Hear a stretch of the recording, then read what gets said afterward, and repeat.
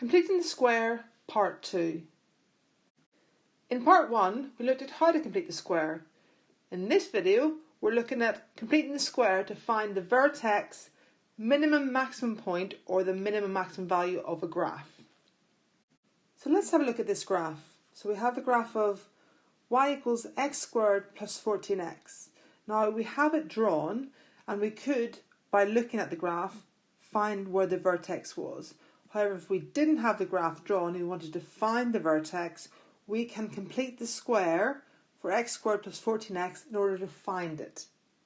Let's have a look. So first thing is complete the square. So you have the coefficient and then you subtract the 7 squared. And then once we've completed the square, there are two numbers that are very important. It is these two numbers here.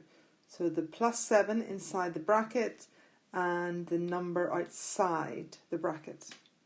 Now we're going to use these two values, but we're going to use the opposite sign for this number. So it's a plus 7, so we're going to use minus 7, but we'll use the same sign for this number outside the bracket, minus 49. And what these two numbers do, they show me the point of the vertex. So I had 7, which gave me minus 7, minus 49, which stays the same. So my vertex, the coordinates are minus 7, minus 49. It's as simple as that. Here we have another example. So we have a graph of y equals x squared plus 2x minus 4, and I'd like to find the vertex, or the other name is minimum point. Now, if the graph's drawn, we possibly could work out what the vertex is if it was an accurate graph. Here you can see it's not very accurate, so I can see roughly what it is, but I don't know exactly. So in order to find out exactly what the vertex is, I will complete the square. So completing the square for these two terms, we get x plus 1 squared minus 1, and then we bring down our minus 4. We tidy it up. If you can remember from the last question, it is the opposite sign of this number and the same number that make the vertex. So it's plus 1, so I'm going to be using minus 1, and it's minus 5, so the vertex is going to be minus 1, minus 5. Now in this question, we're actually asked to find the minimum value of the graph.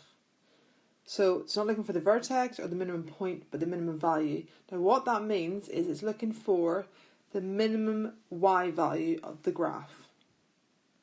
So as the previous questions, when we completed the square, that gave us the x and the y value of the vertex or minimum point. So we're still going to do the same thing again.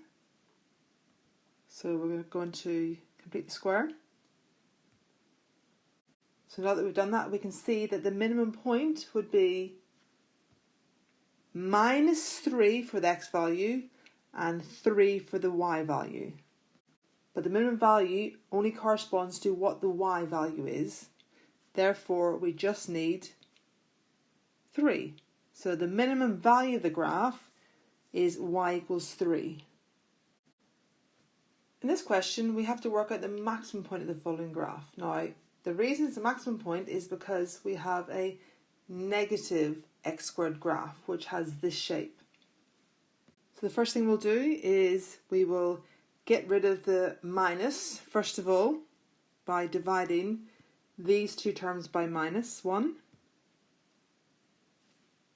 Once we've done that, we will complete the square for these two terms inside the square bracket. Then once we've done that, we will then multiply this term and this term by the minus 1. So that will give us minus x minus 3 all squared plus 9, and then we bring our plus 2 down. Once we tidy that up, we can now use these two values, the minus 3 and the plus 11, to find our maximum point or our vertex. So don't forget, it is the opposite sign of the minus 3, so it'll be plus 3, and it'll be the same sign as this. So it'll be plus 3, 11. So our maximum point is 3, 11. If this question had asked for the maximum value of the graph, not maximum point, we would have just been looking for the y value, which would have been 11. So if it had been maximum value of the following graph, the answer would have been y equals 11.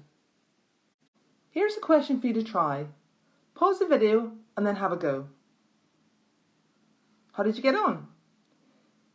Here is the solution. Have a look through and check your answer. Here are a few more questions for you to try. Pause the video and then try these. Here are the answers. If you answered any incorrectly, have a look back through the video and then have another go.